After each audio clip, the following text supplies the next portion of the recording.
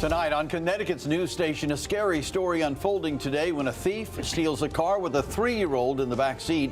The boy is safe tonight and the suspect in custody, but there was lots of drama in between. We cover the story step by step today, and we have it all for you tonight. Police in one part of the state are on high alert. They believe a street takeover is in the works. We'll hear where you may see an increase in police patrols overnight.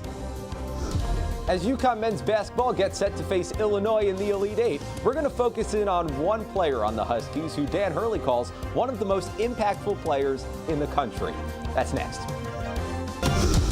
Now at 10, this is Fox 61, Connecticut's news station.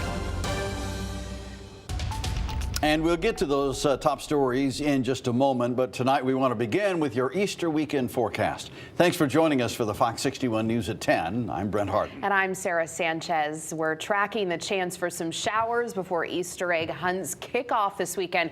The good news is, though, Sunday is looking dry. Here's Chief Meteorologist Rachel Frank with more. Hi, Rachel. Yeah, the timing of these showers couldn't be more perfect because we're dry during the day tomorrow.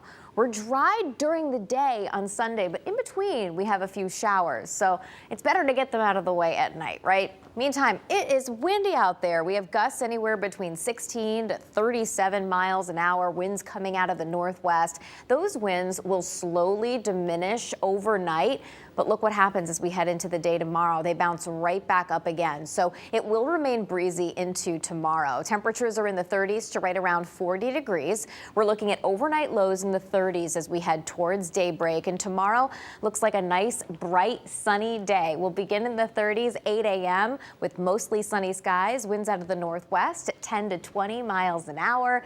By lunchtime, we're near 50, and we're looking at high temperatures climbing into the mid and even upper 50s as we head through the end of the afternoon. Noticing any chance for showers is out of both day forecasts, but a little bit of rain in between. We'll talk about it. Your full forecast coming up in just a bit, guys. All right, Rachel, thank you. To our top story tonight, a kidnapping case that had police in 2 states scrambling. A thief in Massachusetts stealing a car that had a child in the back seat. Fortunately, the story ends with good news. Liam, a 3-year-old boy with autism spectrum disorder, was in his car seat when a thief got behind the wheel of a stolen Toyota Camry in Chicopee. The car was eventually found in a Windsor parking lot, but the suspect and Liam were not there. And police eventually found the boy at the Roadway Inn and Suites in East Windsor, and just a short distance away. Police found the suspect at an Anytime Fitness, and he was taken into custody, and Liam was taken to the hospital to be evaluated.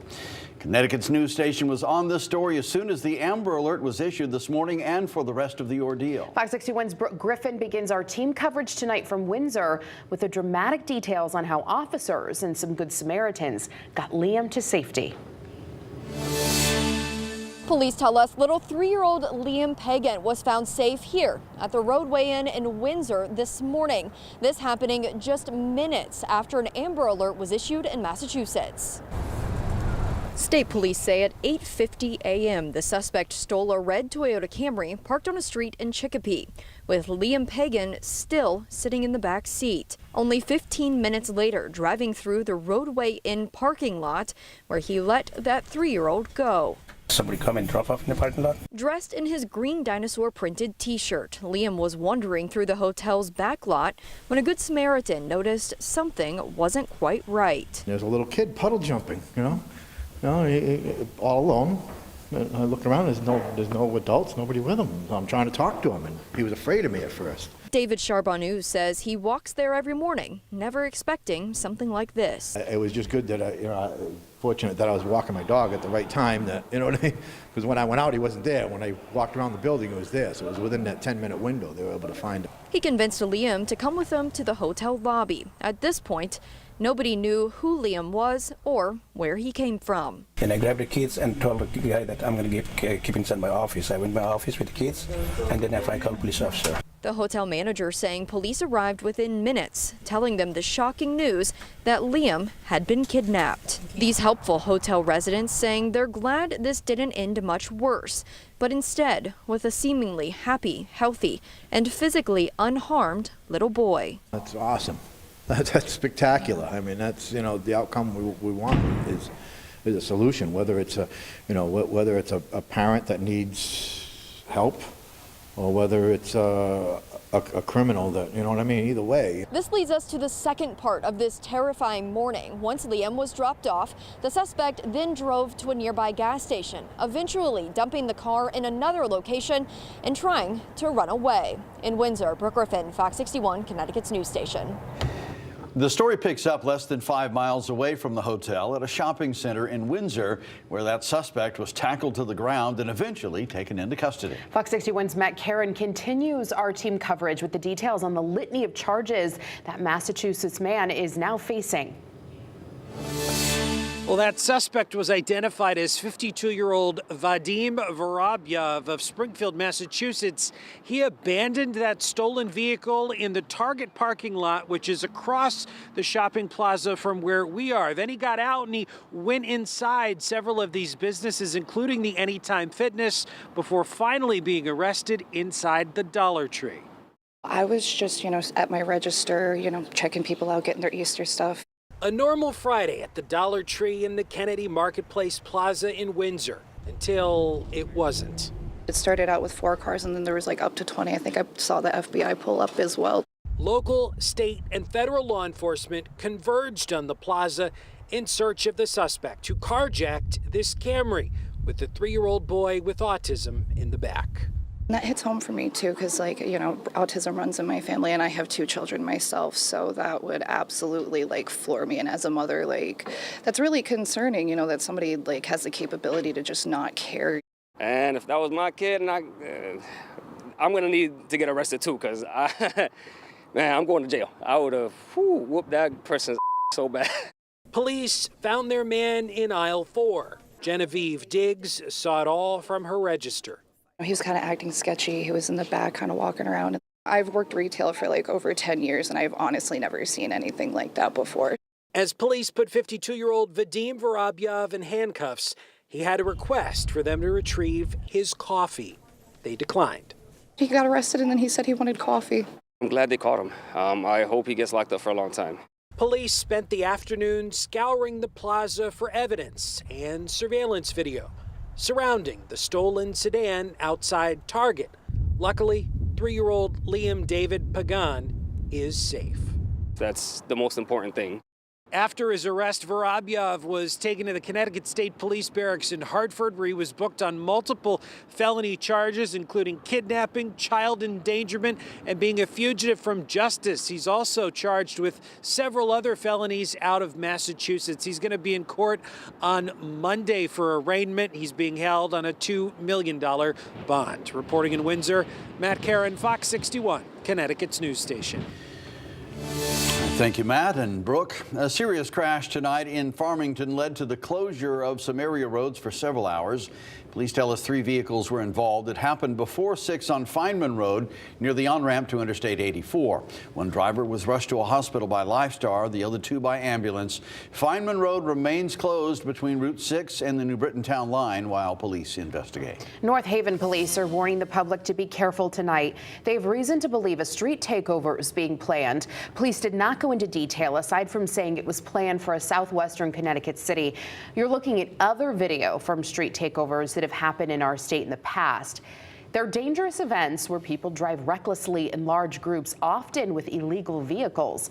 If you see one, police say stop, turn around, and find another route. You're also asked to dial 911.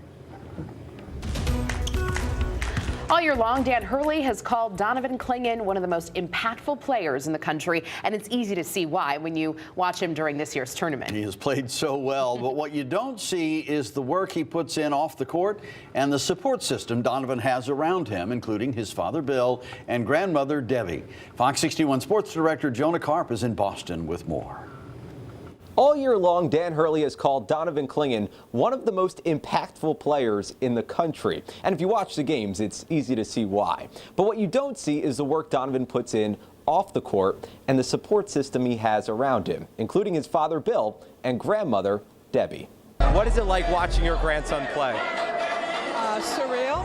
It's like a dream come true. What goes through your mind whenever Donovan's introduced at a game? I just pray that, he's having fun out there. I usually have to get his attention, you know what I mean? How do you do that? I wave, put my hands up and wave, and then he just gives me a little. Actually, Bill, I wanted to show you something.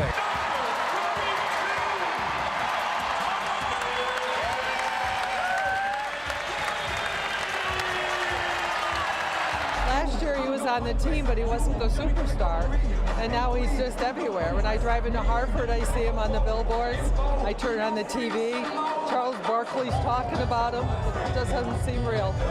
He's always been a superstar in the family, though, right? Oh, yeah.